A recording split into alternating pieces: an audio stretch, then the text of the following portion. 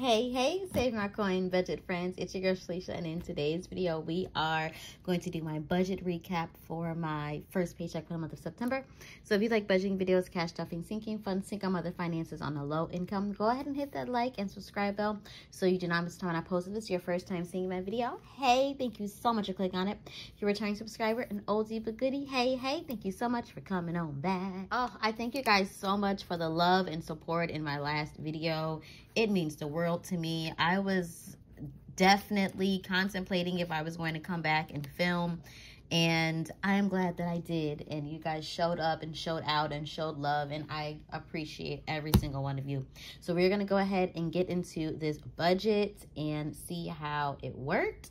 So if you remember, we did budget the income to be $1,450. And y'all, God showed up, God showed out. I don't know how it happened. I don't know where it came from, but baby, this paycheck was $2,100. So for my tithe, we put $210, which is my 10%. That is me returning back to God his 10% for being my source, my provider, my waymaker. Baby, he do what he needs to do. For Hulu, it was $13. State Farm, it was $147.92. For my mortgage, I did put $600, so extra $50 since I did have the ability to do so. And then for Yom Kippur, I did put $150 towards it, which brings our fixed expenses to $1,120.92. So we have $978.08 left, which brings us over to our variable expenses. I did put $150 towards my comm ed bill. It has been fluctuating from month to month, so I don't know why, but we are going to make it do what it do. For NICOR, it was $100, so that is a minus $50. Yay! For my cash envelopes, we're going to cash stuff $200. And for my savings, I am going to do it electronic because I do have a high yield savings account. So I do want to start earning a little bit more coinage for my savings. So we're going to be putting $200 into that. And then for my buffer, it's going to be $328.08. This buffer I am going to use for me to pay my bills. So I'm not going to set up auto pay. I'm not that much of an adult yet, but I would like to just have a specific checking account where my bills are sitting, so I don't have the cash just sitting there, because I am realizing that I will end up spending it. So I do have a separate account just for my bill account or my bill money to sit. So when it's time to pay the bill, I'll be able to auto draft or make the payment out of it. I'm sorry, not auto draft. I'll be able to make the payment out of it instead of having to cash stuff it and then take it to the bank and then pay the bill. I want simplicity at this point when it comes to my bills. So at least I know that they are all paid and it's coming out of one specific account and not from several different accounts. So we did go ahead and budget out all of our money. So that was $978.08. So we do not have anything left. So that is a zero-based budget. A zero-based budget, if you are new, that means that every dollar has a name, a place to go. So I cannot overspend. I have to go by this plan to make sure that the money works. So now we're going to budget out for my cash envelopes of how we are going to receive the money.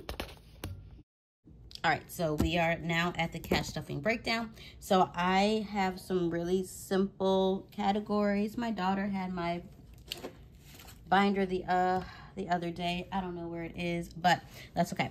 We have, for the month of September, this is my first paycheck. We're cash stuffing a total of $200.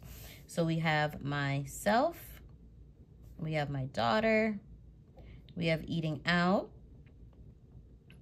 we have coffee, we have miscellaneous, we also have household. I feel like I'm forgetting one. Gas, which I'm actually not going to do gas in cash. I'm going to do that electronic because I just use my card. So I am just going to use that out of my buffer that I created. So we're only going to do 1, 2, 3, 4, 5, 6 categories. So first I'm going to start with myself, and I'm going to give myself $15. I don't have anything that I need to buy. I have been buying stuff on my credit card. So homegirl needs to just pay that off. But I don't want to feel restricted to the point where I can't do anything for myself. So $15 is doable. For my daughter, I'm going to give her $15 as well. She has been getting into Claire's and she wants to pick up little fun things for herself, and I don't want her to feel restricted because of the choices that I make. So she does have a little bit of play money for herself. Next is eating out, and eating out is going to get $60. If you guys know, I do not cook that often, so $60 will do us pretty good. It's just my daughter and I. Next is coffee, and coffee is going to get $25. I am a Dunkin' girly. My Dunkin' is on my other desk. It typically sits right here. So yes, I do need some coffee every day. Next is going to be miscellaneous, and miscellaneous is going to get $15.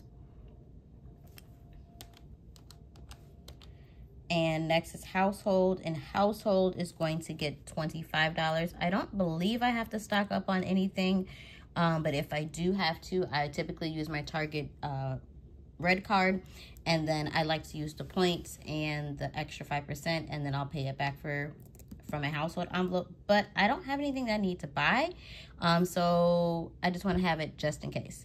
But I am going to recalculate because it looks like we might have some coins left, so hold on one second. Okay, so I did go ahead and recalculate. So we have a total of $155. We had a total of $200 that was going into our sinking funds. That means we have an extra $45.